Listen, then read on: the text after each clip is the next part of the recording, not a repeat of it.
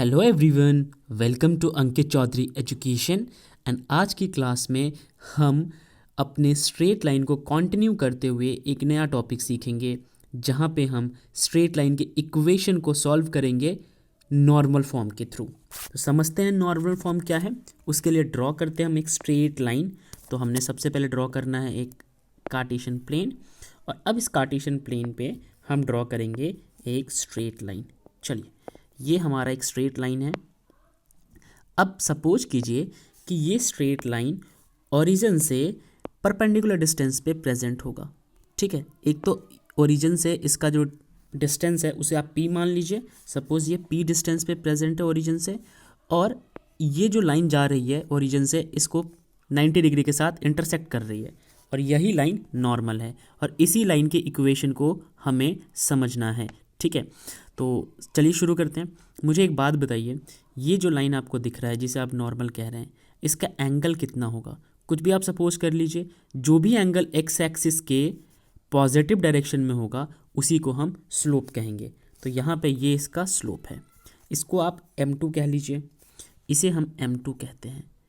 और जो आपका ओरिजिनल लाइन था ये वाला, इसका स्लोप यहाँ पे कुछ इस प्रकार से होगा, इसे आप m1 कह लीजिए।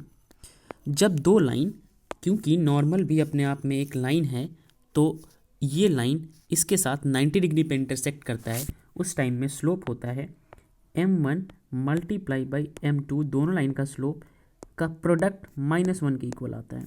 अब सपोज अगर m1 जो है वो आपका एक्चुअल लाइन है, यानी कि स्लोप ऑफ द लाइन है, और m2 जो है वो आपका स्लोप ऑफ द नॉर्मल है, तो उस केस में क्या होगा? उस केस में slope of the line multiply by slope of the normal is equal to -1। ठीक है, ये चीज़ समझ गए आप। अब चलिए यहाँ पे हम इसी को स्टेटमेंट में लिख लेते हैं। तो यहाँ पे मैं लिख रहा हूँ slope of, change the colour which can easily seen by you. चलिए कलर चेंज करते हैं। परफेक्ट। देखिए यहाँ पे हम लिख सकते हैं slope of line, right, multiply by slope of normal is equal to -1। तो अगर मुझे केवल स्लोप ऑफ नॉर्मल चाहिए तो मैं स्लोप ऑफ लाइन को -1 के नीचे ले जाऊं। चलिए ये करते हैं हम। यहाँ पे लिखते हैं slope of normal is equal to -1 upon में स्लोप ऑफ लाइन। अब मुझे एक बात बताइए, जो in general slope of line होता है, किसी लाइन का भी स्लोप जो है वो किससे रिप्रेजेंट किया जाता है? tan थीटा से रिप्रेजेंट किया जाता है। ठीक है, तो मैं यहाँ पे स्लोप ऑफ लाइन की जगह ये इस tan थीटा का इस्तेमाल कर लूँगा। तो चलिए यहाँ पे इसी का इस्तेमाल करते हैं। Change the colour, pick up bright colour. चलिए, तो यहाँ पे लिख दिया slope of normal is equal to -1 divided by tan theta. Okay, अब आगे हम इसे सॉल्व करते हैं। हमारा स्लोप ऑफ नॉर्मल आ रहा है SON जो है वो आ गया -1, और यहाँ पे लिख दीजिए माइनस का कॉट ओमेगा। क्यों? देखिए, अगर सपोज इस एंगल को मैं ओमेगा मान लूँ थीटा की जगह, लेट सपोज इसको मैं मानता हूँ ओमेगा, तो ये tan थीटा ऊपर जाके बन जाएगा कॉट, और थीटा की जगह रिप्लेस कर देंगे ओमेगा। यहाँ तक समझ आ गया आपको? आगे बढ़ते हैं। अब हम लिखते हैं यहाँ पे slope of normal is equal to minus cos omega divided by sine omega, क्योंकि कॉट का जो फॉर्मूला बनता है वो बनता है cos divided by sine. Okay, ये भी चीज़ समझ गए आप। अब इसी डायग्राम में वापस चलिए। यहाँ तक जो डिस्टेंस है वो है p डिस्टेंस, यहाँ से लेके यहाँ तक डिस्टेंस है p। ये जो ग्रीन लाइन दिख रही है आपको, इस ग्रीन लाइन के पॉइंट्स ढूंढने हैं। सपोज इस पॉइंट को मैं x एंड y मान लेता हूँ। फॉर इंस्टेंस अगर मैं उसे x एंड y मान लेता हूँ, यहाँ पे मैं लिखता हूँ जस्ट फॉर एन इंस्टेंस, यहाँ पे चेंज करते हैं कलर। परफेक्ट, इसे ठीक करते हैं पहले।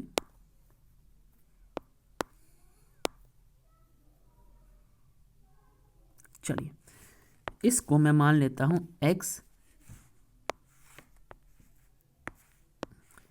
एक्स कॉमा वाई, तो यहाँ का पॉइंट क्या निकल के आएगा, इस जगह का पॉइंट क्या निकल के आएगा, यहाँ का पॉइंट निकल के आएगा जो भी यहाँ से दूरी है p, और साथ में हमने अभी अभी यहाँ पे दो चीज़ देखी है, ये क्या है, एक है कॉस ओमेगा और दूसरा है साइन ओमेगा। एक और चीज़ समझने वाली है कि जब भी हॉरिजॉन्टल लाइन की बात की जाती है यहाँ पे आता है कॉस ओमेगा और वर्टिकल लाइन पे आता है आपका साइन ओमेगा।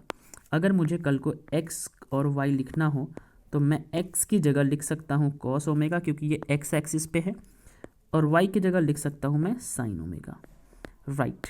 बस मुझे अगर दूरी पता चल जाए, लेट सपोज यहाँ से यहाँ तक का डिस्टेंस पता चल जाए मुझे कि क्या है, वो डिस्टेंस है p, तो x के लिए वो हो जाएगा p कॉस ओमेगा, x के केस में हो जाएगा p कॉस ओमेगा और y के केस में हो जाएगा p साइन ओमेगा। ये चीज़ समझ गए आप अच्छे से। चलिए अब हम आगे बढ़ते हैं, हमें लाइन के पॉइंट्स भी समझ आ गए। अब वो हमारा जो लाइन था ये, इसका ये पॉइंट बन रहा था p cos omega comma p sine omega, और ये वाला पॉइंट हमने खुद ही लेट किया था x एंड y। मैं आपको दिखा देता हूँ डायग्राम में कहाँ पे है, देखिए ये पॉइंट आपने x एंड y लेट किया, ये वाला यहाँ पे जो पॉइंट होगा वो था p कॉस ओमेगा और p साइन ओमेगा। अब उस पॉइंट की मदद से, इन पॉइंट्स की मदद से हम इक्वेशन बनाएंगे। जब भी दो पॉइंट दिया होता है तो हम इक्वेशन कैसे ड्रॉ करते हैं, हमारे पास इक्वेशन बनाने का ऑप्शन होता है y2 माइनस का y1 टू पॉइंट फॉर्म की मदद से इज इक्वल टू, सॉरी यहाँ पे आएगा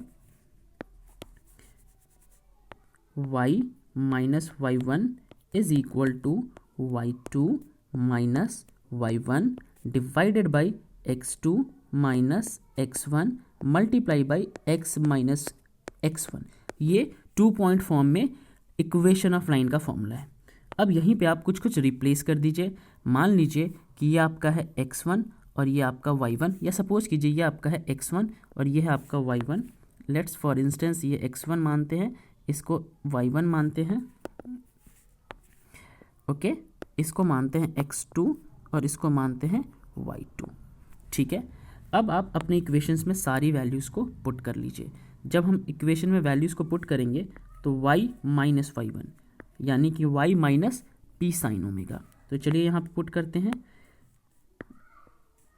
y माइनस में p sine omega is equal to y2 की जगह क्या पुट करेंगे हम, ये वाली वैल्यू, यानी कि y2 की जगह y रहेगा, माइनस y1 की जगह अगेन p साइन ओमेगा। चलिए डिवाइडेड बाई x2 की जगह हम क्या पुट करेंगे, x2 की जगह x ही रहेगा, तो यहाँ पे लिख दिया x, माइनस में x1 की जगह क्या पुट करेंगे, p कॉस ओमेगा, यहाँ पे पुट करते हैं p cos omega, okay. Bracket में x अपनी जगह पे है, x1 की जगह अगेन p कॉस ओमेगा। चलिए यहाँ तक समझ आ गया आपको। मैं नीचे अब सारी चीज़ों को रब कर लेता हूँ क्योंकि हमें इक्वेशन को सॉल्व करना पड़ेगा, ओके। अब आ जाइए, अब आपको क्या करना है, आपको इनको क्रॉस मल्टीप्लाई करा देना है, ठीक है। जब आप इनको क्रॉस मल्टीप्लाई करा देंगे तो हमारे पास टर्म कुछ इस प्रकार से बचेगा। चलिए मैं यहाँ पर लिख देता हूँ, यहाँ पे आएगा y इंटू में x माइनस p का, अच्छा एक और चीज़, जब आप इसको क्रॉस मल्टीप्लाई कराएंगे तो डायरेक्ट मैं आंसर लिख रहा हूँ। एक और इम्पॉर्टेंट चीज़ ये कि ये y2 minus y1 divided by x2 minus x1 slope बनता है, और यहाँ पे किसका स्लोप, नॉर्मल का स्लोप। हमने पीछे नॉर्मल का स्लोप निकाला था, हमारे पास नॉर्मल का स्लोप कुछ इस प्रकार से आया था, slope of normal is equal to -1 upon में स्लोप ऑफ टेंजेंट, यानी कि टेंजेंट ऊपर चला गया, कॉस बन गया। अब इस चीज़ को अगर आप लिखना चाहें तो यहाँ पे देखिए मैं आपको लिख के दिखाता हूँ, slope of normal is equal to -1 upon में tan थीटा। इस tan थीटा को ऊपर भेजिए, ये बन जाएगा आपका cot थीटा। थीटा की जगह हमने बाद में ओमेगा से रिप्लेस कर लिया, यहाँ मैं ओमेगा लिख रहा हूँ, और इस ओमेगा को मतलब इस कॉट को आप रिप्लेस कर लीजिए माइनस में cos omega divided by sine omega में।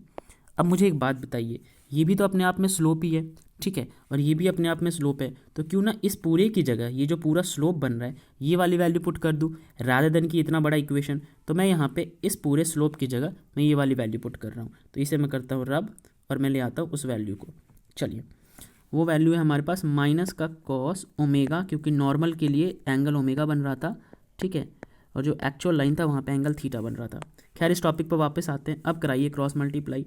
अब जब आप यहाँ पे क्रॉस मल्टीप्लाई कराएंगे तो आपके सामने रिजल्ट आएगा वाई साइन ओमेगा माइनस में P sine square omega is equal to minus of, अच्छा इस कॉस ओमेगा को भी अंदर मल्टीप्लाई करा लीजिए इनके साथ, तो ये आ जाएगा एक्स कॉस ओमेगा, ठीक है, ये आ जाएगा आपका एक्स कॉस ओमेगा, राइट। तो यहाँ पे लिखते हैं एक्स कॉस ओमेगा।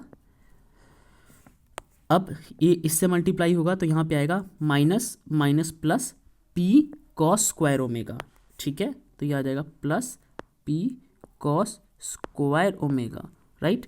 अच्छा अब आप यहाँ पे एक काम कीजिए, इस स्क्वायर वाले को एक तरफ ले लीजिए, ये उधर जाके प्लस का बन जाएगा और ये इधर आके माइनस का हो जाएगा, तो एंड रिजल्ट आएगा वाई साइन ओमेगा, उधर से आने के बाद बन जाएगा प्लस का x cos omega is equal to, जब ये उस तरफ जाएगा तो ये बन जाएगा प्लस का, तो वो वहाँ पे जाके बच गया P cos square omega plus में P sine square omega, right बच्चों।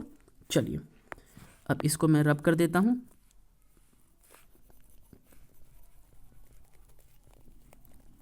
ठीक है। अब आप मुझे एक बात बताइए, जब यहाँ से मैं p कॉमन ले लूँगा तो साइन स्क्वायर और कॉस स्क्वायर 1 बनता है, तो मेरे पास p की वैल्यू क्या आ गई, परपेंडिकुलर डिस्टेंस की वैल्यू क्या आ गई, मैं डायरेक्ट लिखने की कोशिश करता हूँ। p बराबर आएगा वाई साइन ओमेगा प्लस में x कॉस ओमेगा, राइट बच्चों। तो यही चीज़ है, यहाँ पे मैंने p कॉमन ले लिया, ये बच गया 1, इस p को मैंने यहाँ लिख दिया, जो यहाँ पे p बचेगा, बाकी इक्वेशन एज इट इज़ यहाँ पे। तो आपने क्या सीखा कि ये जो परपेंडिकुलर लाइन जा रही है अपने एक्चुअल लाइन पे, इसकी वैल्यू अगर हमें निकालनी हो, इस p की वैल्यू, तो हम कैसे निकालेंगे, इस पर्टिकुलर फॉर्मूले से निकालेंगे, and that is the equation of normal line, ये नॉर्मल लाइन की इक्वेशन है। तो ये था। अब अगली क्लास में हम कुछ क्वेश्चंस करेंगे, तब तक के लिए ऑल द बेस्ट।